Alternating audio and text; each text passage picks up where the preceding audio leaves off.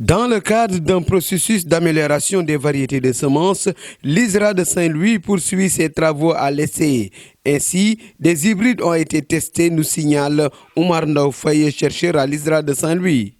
En fait, en collaboration avec le comité consultatif national semences et plants, l'objectif c'est quoi? C'est que c'est dans le cadre d'un processus de sélection de variétés.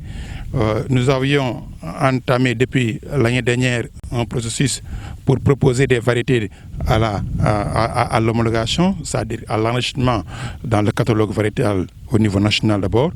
Et depuis l'année dernière, ces variétés sont en train d'être conduites pour un essai DHS.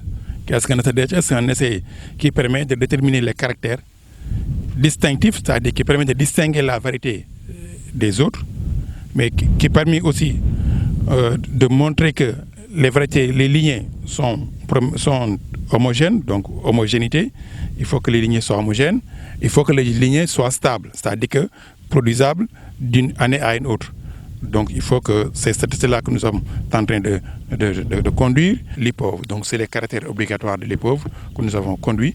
Et l'objectif de cette session, donc, c'est au final de proposer parmi les 10 lignées prometteuses, 3 qui seront nettement distinctifs, homogènes, mais aussi avec des caractères qui peuvent vraiment apporter quelque chose de plus au niveau des paquets variétals qui sont disponibles actuellement au niveau du Sénégal.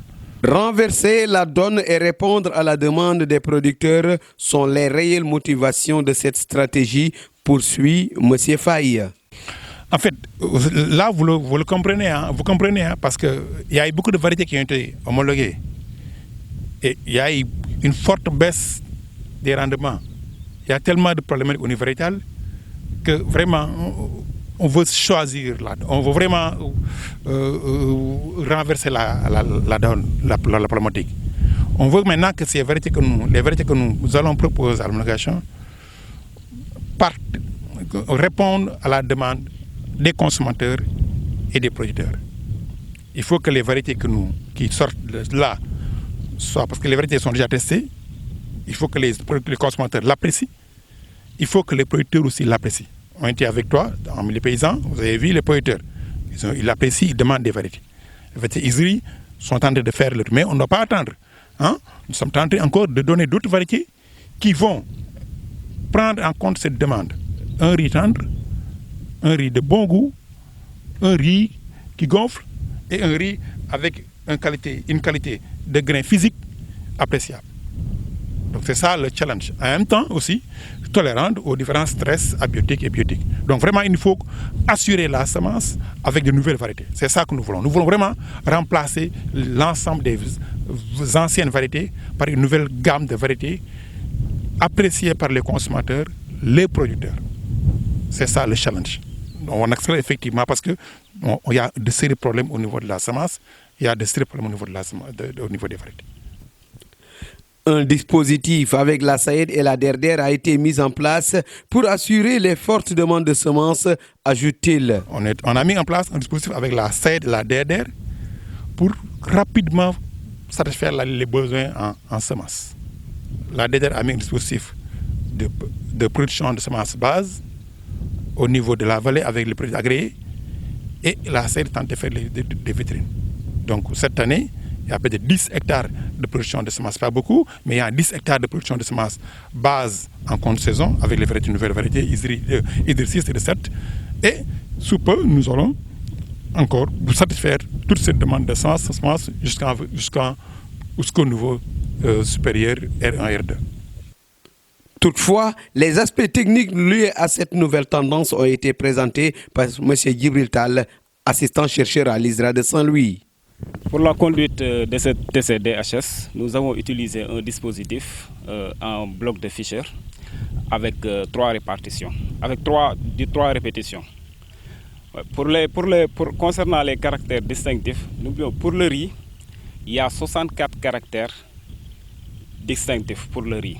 Mais sur ces 64, il y a 17 caractères qui sont jugés obligatoires dans l'espace CEDEAO. Parmi ces 17 caractères, il y a des caractéristiques qu'on va observer au niveau des feuilles, en plus, ensuite au niveau panicule, ensuite au niveau grain. En ce qui concerne pour le niveau feuille, on va observer tout ce qui est pigmentation anthocyannique au niveau des oreillettes. Voici les oreillettes. On va observer s'il y a une pigmentation anthocyannique. Quand on parle de pigmentation anthocyannique, c'est une coloration violette.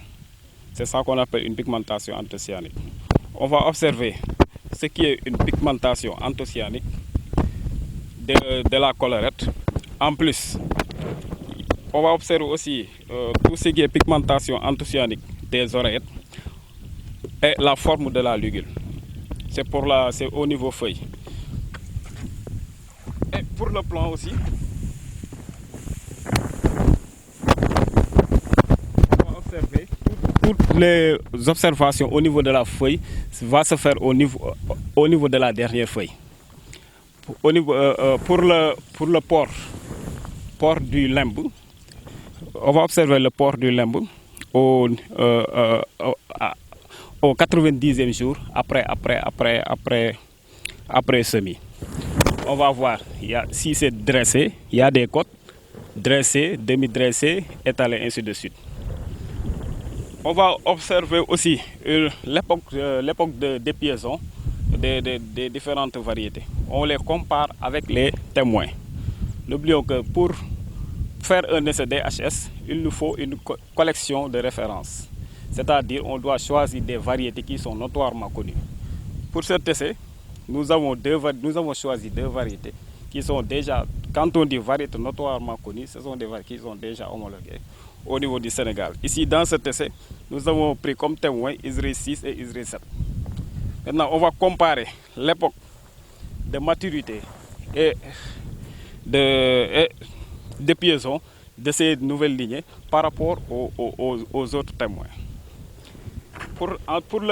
Au niveau grain, on va observer s'il y a une pigmentation anthocyannique de l'apex, au niveau apex, et aussi s'il y a la pubescence au niveau du glumérulo inférieur.